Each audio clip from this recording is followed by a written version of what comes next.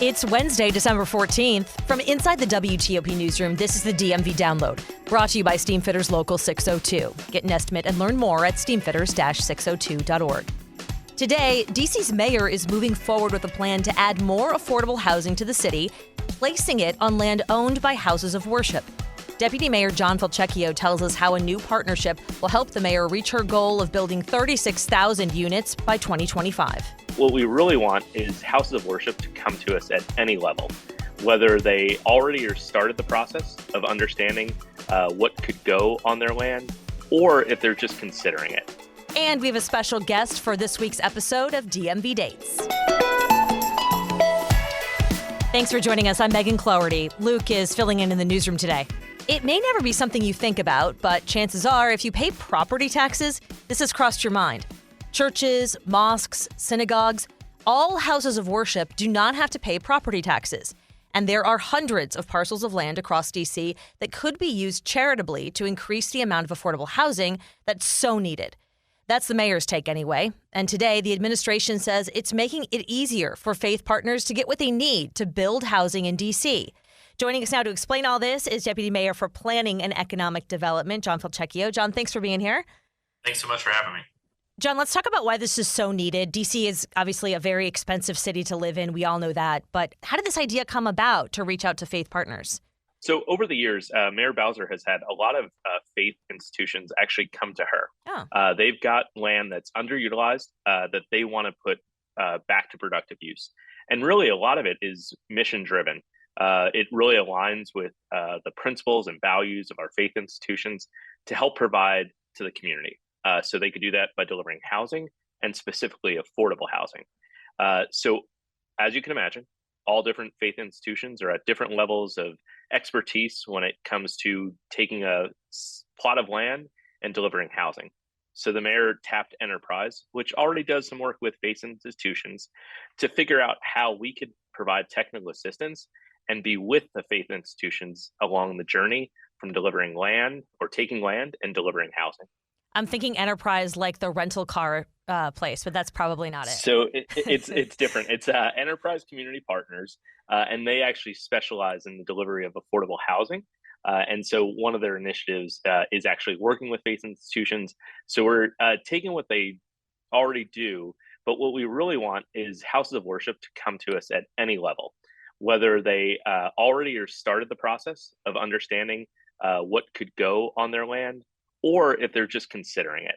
So today, the mayor made an announcement that House of Worship can reach out to Enterprise and that we've funded some pre-development dollars, but then also technical assistance. And that technical assistance is almost as important because really it's a big undertaking to take a plot of land and deliver housing.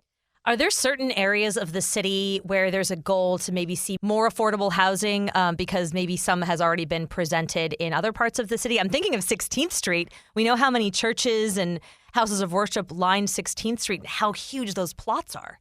Absolutely. 16th Street would be an area of focus for us. And so as part of the mayor's housing goal that she set in 2019 to create 36,000 new homes by 2025, we actually set targets by neighborhood. We call them planning areas. So one of the key planning areas for us is Rock Creek West. If you go over by the National Zoo, kind of on that west side of Rock Creek Park, that's an area where we really need to create more affordable housing. And there are a lot of houses of worship which may have land that they can put towards this goal. So we really want to help them along. There's also really a fascinating statistic that there's about 450 vacant parcels that are owned by houses of worship throughout the district. And if you maximize the number of housing units that could go on that land, it could produce anywhere between 6,000 and 29,000 new homes. That's an incredible number. If you think about the mayor's goal of 36,000 new homes by 2025, I'm not saying we could do this, but if we could, we'd actually be able to deliver 29,000 new homes just on properties that are owned by churches. You took the next question out of my mouth because we learned that 450 vacant parcels from the Urban Institute. And when We talk about, it's just funny because I'm thinking about that Rock Creek West area around the zoo, and everything is just so tight there. All the housing is tight. Obviously, it's a very high rent district. So when we talk about getting anything built in that area, it really, those are kind of like the only parcels left, really.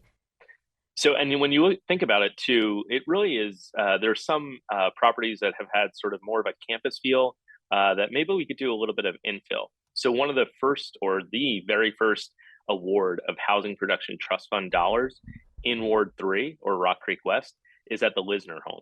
And the Lisner home is actually going to use a parcel of land that they have that's part of their, I'm saying with air quotes, campus, and they're going to build affordable housing on it.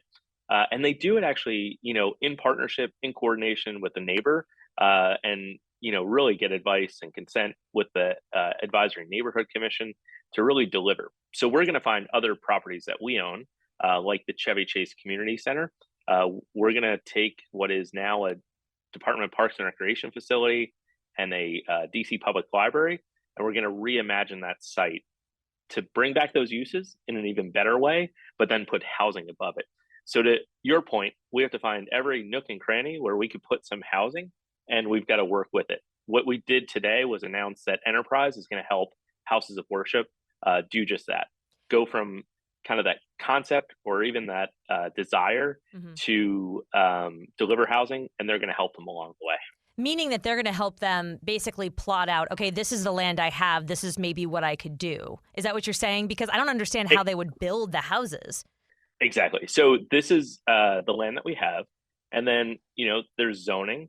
There's different ways to get approval from and buy-in from the ANC. So literally, it is kind of saying, if you want to take land and you want to deliver housing, here are all the steps you're going to have to think about, and allows them to kind of see that pathway so that they can plan it out. And then also, it takes some money, especially pre-development costs are expensive. Just to get a concept of what can fit on a site can be costly. And so what Enterprise will do is help them find resources to do just that. So you could see a piece of land, you could realize that, hey, housing must be able to go on that. And then you have to actually take the steps to bring that vision to reality. Right. Just thinking like plumbing, electrical, all the different things. Even stepping back a moment, kind of like, how do you find an architect who wants to help you deliver, right? And then you get into, how do we find a general contractor who could actually build it? And should there be a development partner? So all those are important steps to take. And what we want to do is not have houses of worship just take a leap of faith. We want Enterprise to show them the way. A leap of faith. See what you did there? Thank you. How many houses of worship do you have already? You mentioned they were coming to the mayor and proposing this. How many are there? And are they in a specific planning area? Yeah, so it's hard to quantify it because really these conversations have happened over the course of years. And there really are houses of worship across the district. So this is the other important step we're taking by identifying Enterprise community partners as our partner on this effort. It allows us to funnel all those requests or those expressions of interest into this process so that we have one place that's a one-stop shop for houses of worship to go to and really tell us what their intentions are. And the last thing I have a question about is funding. You've mentioned Enterprise is going to help them sort of figure out all the details, but is this a grant-based program? So there is going to be some initial pre-development dollars that we're going to be able to tap through different resources that we have at the Department of Housing and Community Development.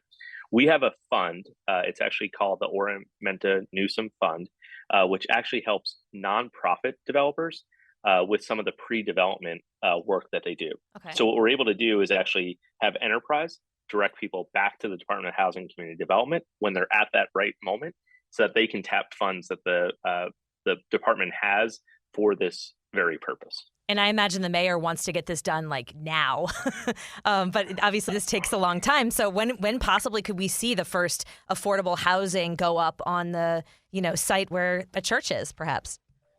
Yeah, so we actually already have worked with some faith institutions to deliver. One of the favorite ones that I like to highlight is Plaza West, which is in Mount Vernon Triangle. Hmm. It is actually grandparent housing. So it's actually grandparents who are raising a family, and they're able to do it. So we actually have worked with faith-based partners previously.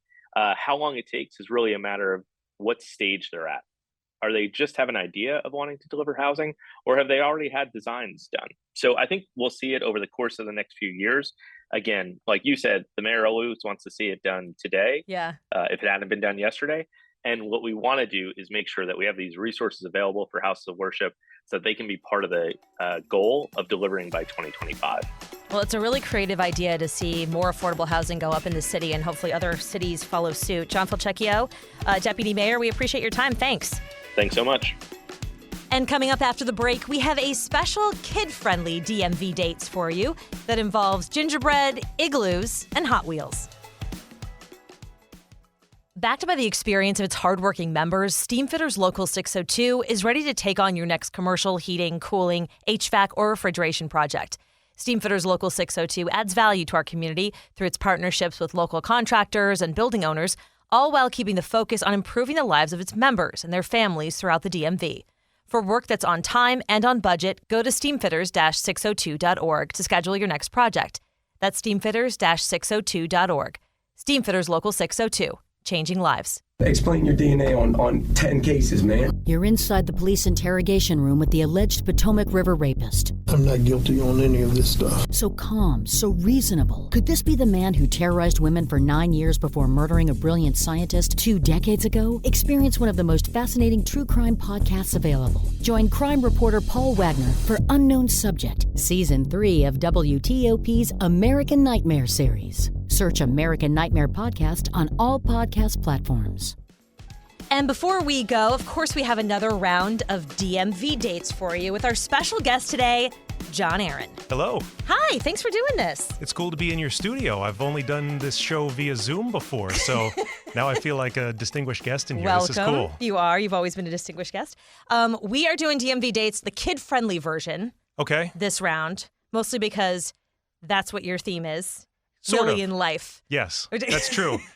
My whole life has turned kid-friendly with the two little ones at home, so everything that I do has to be kid-friendly now. All right, so I'm going to start, and then we'll go to you. My date is in Old Town Alexandria. Oh, okay. So we're starting in Gadsby's Tavern, which, if you know the area well, you've definitely heard of that. But it's part tavern, part museum, lots of Old Town history in there. But they're having a gingerbread decorating thing. Oh, cool. On Sunday morning.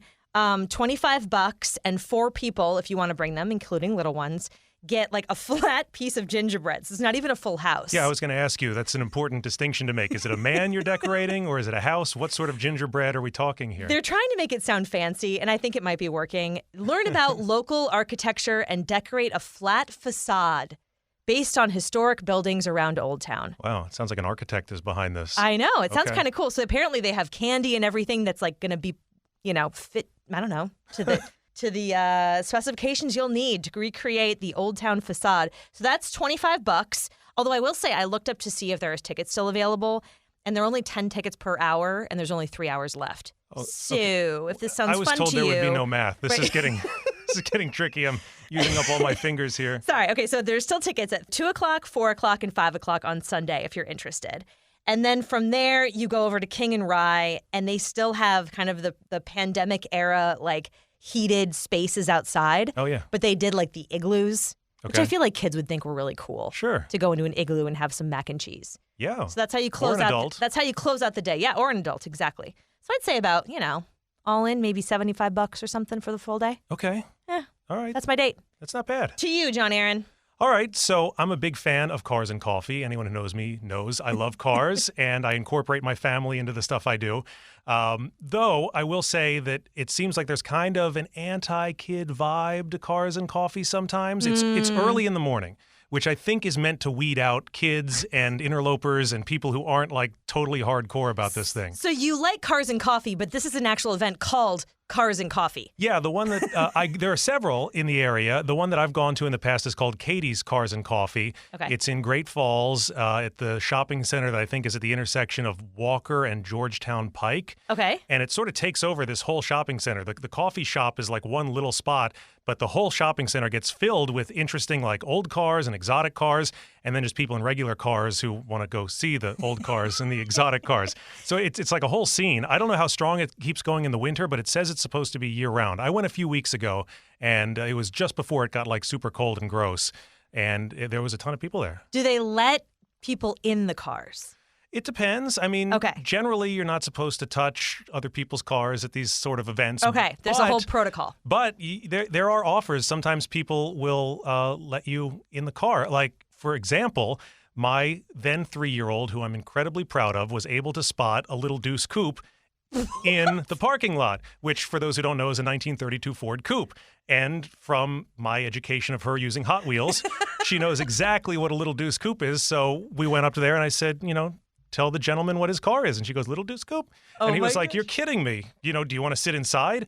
And then she got freaked out. She was like, no. You're like, but can I sit inside? Yeah, exactly. Wow, that's pretty good education there. I'm doing my best. 3-year-old. I'm indoctrinating her. She doesn't stand a chance. Okay, so if you're in Great Falls, you got your coffee, and like you could do this for a while. I mean, I'm sure there's a lot of cars to walk around. So I think the official hours to the event are like 6 to 9 based on the website that I saw. And you believe everything on. Yeah. This works perfectly with my schedule. So I wake up at like 2 or 3 to go to work, as you know. Yes. I do the early mornings here. So on my, if I have a Saturday off, usually I don't. If I have a Saturday off, then I like sleep in, air quotes, until like 4 o'clock, and then I'm ready to do something. So I can just stroll on over to this, which is perfect. Sad. It's so sad that sleeping in is 4 And o'clock. then I wake my poor daughter up, and she's like, "What? What's going on?" And then I tell her it's Cars and Coffee, and she perks up, and she's like, "Okay, I can wake up for that." It's time for your quiz, little one. Yeah. And if you want, I guess to extend the date, you could go for a hike because Great Falls is right there. But you could also just, have lunch or something. Yeah, it's supposed to like wrap up around 9, but when we left, probably around that time, there were still people streaming in. Yeah. So I think it's kind of just a big deal. And it's supposed to start at 6, but I talked to some guys who got there at 5 because you want to get there early to get a good spot so everyone can see your car. And people get there crazy early to show off their cars. It's wild. Are there people who come to see cars who are driving just absolute beater cars?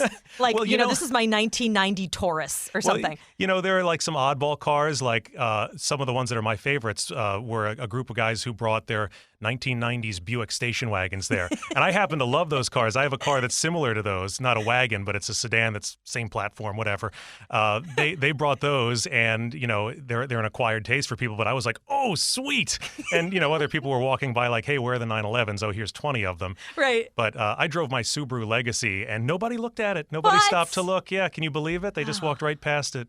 Oh well. Oh well. It's probably the kid fingerprints on the yeah, on the child windows. seat in the back maybe didn't scream performance. Well, congratulations are in order for you because John we all just learned that John got the morning anchor position as Bruce Allen is heading out and Joan Jones is heading out. So we were talking yesterday with Luke about our new weekly show and how his first episode is going to be like sitting down with Debbie and Bruce and Christy King and just talking about like the last 35 years. Yeah, the wealth of experience they have. Totally. But we have this new generation taken over, which, by the way, John and I have been here for a minute, but he now gets this cool new job. So congratulations. Yeah, well, I'll be off weekends. So Cars and Coffee, here I come. Watch out.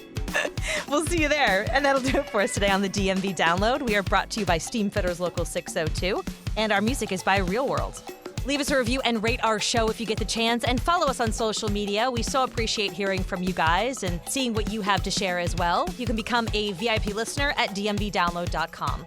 The DMV Download is a product of WTOP News. Listen on 103.5 FM in DC, 107.7 FM in Virginia, 103.9 FM in Frederick, Maryland, online at WTOP.com and on the WTOP News app. Have a good night.